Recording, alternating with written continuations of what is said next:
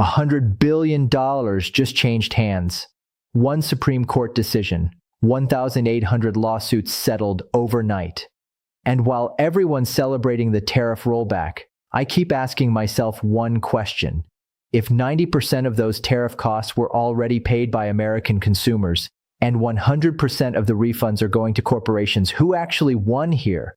My theory is this: we just witnessed the largest corporate wealth transfer in modern trade history disguised as constitutional justice. And the pattern I've been studying suggests this isn't an ending, it's a trigger. Let me show you why. I'm not a financial advisor. This isn't financial advice. This is pattern analysis based on publicly available Supreme Court rulings, Treasury data, and historical precedent. And what I found keeps me up at night. June 2026, the Supreme Court strikes down 70% of global tariffs in a 6-3 ruling.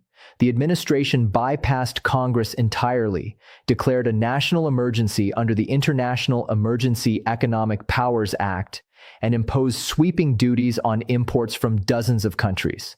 The justification was drug flows and trade deficits. The result was a constitutional crisis wrapped in economic policy. And here's what caught my attention. The moment the ruling dropped, over $100 billion in corporate refund claims went active, not consumer refunds, corporate refunds. The companies that paid the tariffs upfront are getting their money back, but the American families who absorbed those costs through higher prices, nothing. Let me walk you through something that's been bothering me for months. The tariffs were marketed as a tool to rebuild American manufacturing, close the trade deficit, and punish foreign competitors. But when I looked at the actual data, none of that happened. The 2025 trade deficit stood at $91 billion. That's less than a 1% decline from 2024. Retaliatory tariffs from other nations shifted supply chains away from U.S. exports. Manufacturing didn't return, it relocated, and now the tariffs are gone, but the economic damage remains locked in, except for one group. The corporations are about to receive the largest tax rebate in trade history. Now, before you think this is just politics, let me show you the pattern. Because this exact sequence has happened before, 3 times in modern history. And every time, the same groups won, the same groups lost, and the system got more fragile. Here's the framework I use. 4 stages. It never fails. Stage 1 is authority. The system operates within established rules. Tariff power rests with Congress, requiring approval from both chambers. It's slow, deliberate, transparent. Trade policy moves through debate, amendment, voting. This is how it worked for over 200 years. Constitutional authority, separation of powers, checks and balances. Stage 1 is stability. Stage 2 is bypass. Someone realizes they can skip the rules using emergency powers. The International Emergency Economic Powers Act was designed for genuine crises, freezing assets of hostile nations, blocking transactions with terror groups. But in 2025, it was invoked to impose tariffs on global trading partners. No congressional vote, no legislative process, just executive declaration. The justification was national emergency, illegal drugs, trade imbalances. And here's the key. Once you bypass the rules, you don't just change policy, you change the structure itself. Stage 2 is expansion of executive authority beyond constitutional design. Stage 3 is reversal. The courts step in. Constitutional authority is reasserted. The Supreme Court ruled 6-3 that IEEPA does not grant tariff authority of this scale. 70% of the tariffs were invalidated. The legal reasoning was clear. Congress holds trade authority under Article 1, Section 8. Emergency powers cannot be used to circumvent that structure. But here's what concerns me most. The reversal doesn't undo the economic damage. It just redistributes the financial outcome. And that redistribution favors institutions, not individuals. Stage 4 is structural fracture. The system doesn't return to stage 1. It fragments. Corporate entities receive refunds. Consumers absorb permanent losses through inflation. Trade relationships remain damaged. The deficit continues. The national debt grows. And the precedent is set. Future administrations will test the same boundaries, knowing the worst outcome is judicial reversal, not systemic accountability. Stage 4 is when the rules stop mattering because the consequences are delayed, diffused, and disconnected from those who made the decisions. We are in stage 3 right now, moving into stage 4. And history tells me exactly what happens next. Let me take you back to 1930, the Smoot-Hawley Tariff Act. Congress passed sweeping tariffs on over 20,000 imported goods. The goal was to protect American farmers and manufacturers during the early Depression. The result was economic catastrophe. Trading partners retaliated immediately. Global trade collapsed by 65% between 1929 and 1934. U.S. exports plummeted. The very industries the tariffs were designed to protect were devastated by loss of foreign markets. And here's the critical lesson. Once retaliatory tariffs were in place, removing the original tariffs didn't restore trade. The relationships were broken, the supply chains were gone, the trust was destroyed. By the time the tariffs were repealed in 1934, the damage was permanent. The pattern is identical. Tariffs imposed to solve a crisis. Tariffs create a worse crisis. Tariffs removed, but the economic structure has already fractured. Now let me show you a more recent example. August 15th, 1971. Nixon closes the gold window. For decades, the Bretton Woods system anchored global trade to the dollar and the dollar to gold. But by 1971, the U.S. was running deficits, printing money, and foreign central banks were demanding gold redemption.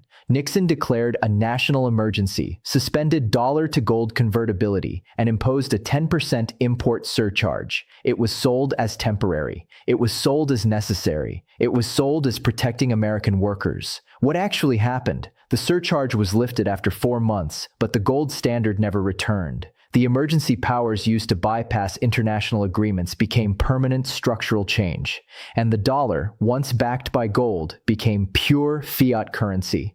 55 years later, we're living in the long-term consequences of that decision. Endless money printing, escalating national debt, currency debasement masked by global reserve status. The pattern? Emergency powers used to bypass established rules. Short-term policy change, long-term structural fracture. Third example, and this one's crucial because it connects directly to today. 2008 financial crisis. The Emergency Economic Stabilization Act authorized $700 billion in bailouts. The justification was systemic risk. If major banks failed, the entire economy would collapse. So taxpayer money was deployed to rescue institutions deemed too big to fail. But here's what I noticed when I studied the actual outcomes. The banks were made whole, shareholders were protected, executives kept their bonuses. Meanwhile, American homeowners lost $16 trillion in household wealth through foreclosures and asset devaluation. The refunds went to the institutions, the losses stayed with individuals, and the moral hazard locked in. Banks learned they could take unlimited risk, knowing the government would intervene. The pattern holds. Crisis declared. Emergency powers deployed. Institutions rescued. Citizens bear the cost. Now apply this exact mechanism to the tariff ruling. Stage 1. Normal congressional trade authority. Stage 2, executive bypass using IEEPA emergency powers. Stage 3, Supreme Court strikes down the tariffs. Stage 4, $100 billion refunded to corporations while consumers absorb permanent inflation. The same groups benefit, the same groups lose, and the precedent for future abuse is reinforced. This is not coincidence. This is the machine. And once you see it, you can't unsee it. Let me show you the data that nobody's talking about. According to Treasury filings, the fiscal year 2024 federal deficit was $1.83 trillion. Fiscal year 2025 deficit was $1.78 trillion. On paper, that looks like improvement. But here's the hidden detail. Tariff revenue in 2025 accounted for approximately $80 billion. Remove that, and the structural deficit was $1.86 trillion, worse than 2024. Now the tariffs are gone, that revenue disappears, but government spending doesn't decline. So where does the money come from? More debt issuance. The national debt currently sits at $38.7 trillion according to Treasury data. The interest payments alone exceed $1 trillion annually, and with tariff revenue eliminated, debt growth accelerates. But here's the part that concerns me most, that $100 billion in corporate refunds has to come from somewhere, either new debt issuance or spending cuts or both. And historically, when the government faces fiscal pressure, spending cuts hit programs for individuals, while corporate subsidies remain protected. Now let's talk about the trade deficit. The entire tariff policy was justified as a tool to close the trade gap. In 2024, the U.S. trade deficit was approximately $92 billion. In 2025, with tariffs fully active, the deficit was $91 billion. That's a 1% reduction, essentially statistical noise. The tariffs failed to achieve their stated objective. But they did accomplish something else. They triggered retaliatory measures from trading partners. China, the EU, Canada, Mexico, all imposed counter tariffs on U.S. exports. American agriculture, particularly soybeans and pork, got crushed. Manufacturing exports declined. Supply chains that took decades to build were redirected to other markets. And even now, with the tariffs removed, those relationships haven't been restored. The retaliation remains in place. The supply chains are gone, and the trade deficit is structurally locked at elevated levels. Here's what keeps me up at night. The administration might attempt narrower targeted tariffs on specific sectors: steel, aluminum, semiconductors. These might survive judicial review because they're more limited in scope. But the Supreme Court ruling makes clear that broad, emergency-based global tariffs are unconstitutional. So the playbook is now visible. Narrow tariffs on strategic industries. Alternative import-related fees that avoid the tariff label. Regulatory barriers that function as trade restrictions without being called tariffs. The game doesn't end. It just adapts. And here's the mechanism nobody's explaining. Those 1-800 corporate lawsuits, they weren't filed by small businesses. They were filed by multinational corporations with legal teams, lobbying power, and the resources to navigate complex trade litigation. Small importers, retailers, and regional distributors that paid tariff costs and passed them to consumers in higher prices, they're not getting refunds. They didn't have the legal infrastructure to file claims. So the wealth transfer is doubly concentrated. Large corporations recover their costs. Small businesses and individuals bear permanent losses. This is how inequality gets embedded into economic structure, not through conspiracy, through legal mechanisms that favor scale, resources, and institutional access. Now let me connect this to the larger systemic picture. The national debt is $38.7 trillion. Debt to GDP ratio exceeds 120%. Interest payments consume over $1 trillion per year. That's more than defense spending, more than Medicare, and it's growing. Every year, deficit spending adds to the debt. Every year, interest compounds. Every year, the fiscal structure gets more fragile. And here's the terrifying part. In the past, economic growth offset debt accumulation. GDP growth exceeded debt growth, so the ratio stayed manageable. But we're entering a period where debt growth is outpacing economic growth. That's the inflection point. That's when the math stops working. And when the math stops working, governments have three options: default, inflate, or restructure. Default destroys credibility. Inflation destroys purchasing power. Restructure destroys bondholders. There is no good outcome once the trajectory crosses the line. The tariff ruling is a symptom of this larger crisis. The attempt to use emergency powers to bypass Congress was driven by fiscal desperation. The federal government needs revenue. Tax increases are politically toxic. Spending cuts are politically impossible. So tariffs became the path of least resistance. Sell them as protecting workers, sell them as punishing foreign competitors, collect revenue without calling it a tax. But the Supreme Court just shut that door. And now the fiscal pressure doesn't disappear. It just shifts. More borrowing, more debt issuance, more interest payments. The cycle accelerates. Here's what I think happens next. The administration will attempt targeted tariffs under different legal authority. Section 232 National Security Provisions, Section 301 Unfair Trade Practice Provisions.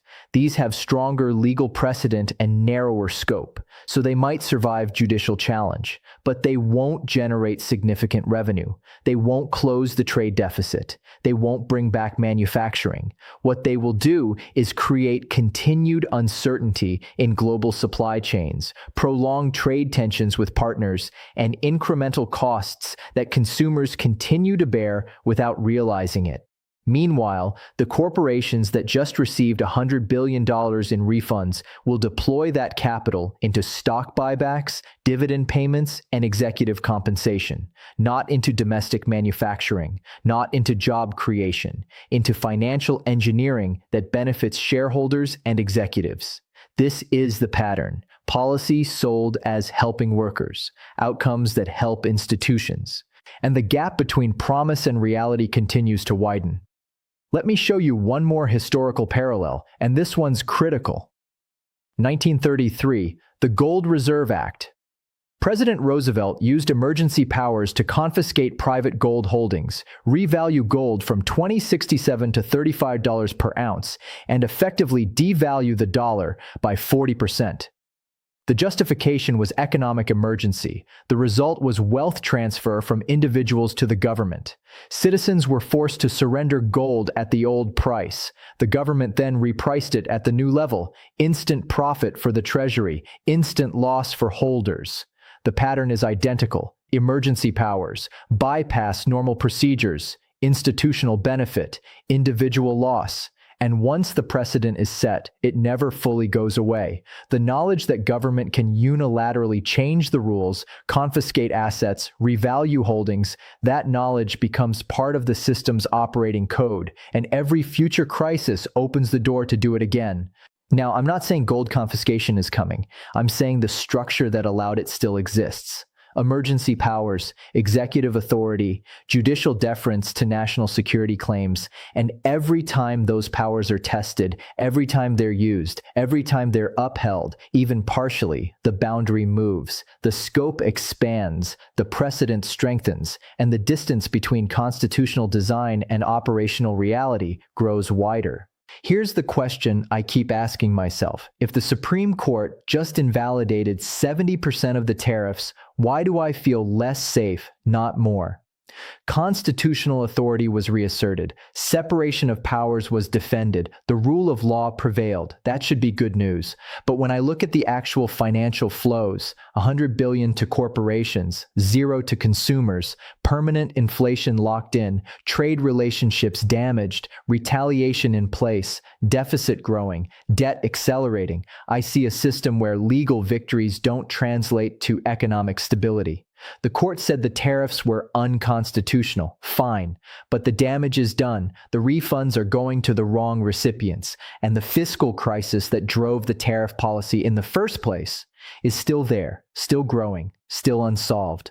The trade deficit is $91 billion. Removing tariffs doesn't fix that. The national debt is $38.7 trillion. This ruling adds to that. Interest payments are over $1 trillion per year. That number is going up, not down, and the corporations just got $100 billion richer, while the citizens who paid those costs in higher prices got nothing. This is not a win. This is a wealth transfer disguised as justice, and the precedent it sets is this: use emergency powers to implement policy. If courts strike it down, corporations get refunds, government adds to debt, citizens absorb losses. No accountability, no consequences, no symmetry between who benefits and who pays. Stage 4 is fracture. The system doesn't return to normal, it fragments. And every fragment creates new instabilities. The trade deficit remains. Manufacturing hasn't returned. Supply chains are broken. Retaliation is in place. Debt is growing, and the corporations that were supposed to bear the cost of the policy just got a $100 billion rebate. This is the machine, and the machine doesn't care about fairness. It cares about leverage, and right now leverage favors scale, institutions, and those with access to legal infrastructure.